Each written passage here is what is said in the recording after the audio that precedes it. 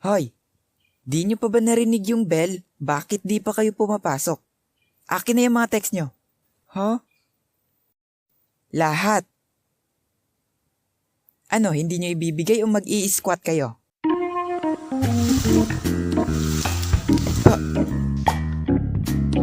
Hello guys. Para sa akin, ang mga masasayang memories na pinagdaanan bilang kabataan ay nasa elementary days. Marami kasing kaganapan na nangyari noon na talaga namang hindi natin makakalimutan. Naaalala ko pa noon kapag malinis ang puting suot na uniform, abay asahan mo na kulay brown na yung t-shirt pagdating sa bahay. Kaya laging nagagalit si mama. Naku anak, napakadumi mo na.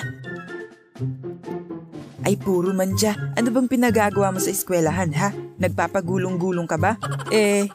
Naaalala ko pa noon, ang baon ko lagi sa eskwelahan ay 5 piso. Kapag oras na ng recess, hindi ko naman yung binibili ng pagkain. Ang binibili ko lagi ay rubber band o tawag dito sa amin ay lastiko. Kapag puno yung braso mo ng lastiko, ikaw na yung pinakamayabang sa section. At isa pa sa pinakausong laro noon ay ang text. Pabili nga po ng text, gusto ko po yung Pokemon. Oy Brian, tara text tayo lahatan na. O sige ba, ano pa mato mo? Eto, Pokemon, si Pikachu. Ako na magpipitik ha. Oo na, sige, lapag mo na yung taya mo ha. Sige. Ha? Andaya oh. Hindi kasi inayos yung pagpitik eh. Ha? Anong madaya? Mahina lang kasi yung pamato mo. Akin na to lahat ha. Ha? Ibalik mo lahat ng text ko. Ang daya mo eh. Ang hindi niya alam doble kara yung pamato ko. At marami ako nun na biktima. Kaya yung laman ng bag ko ay napuno ng text.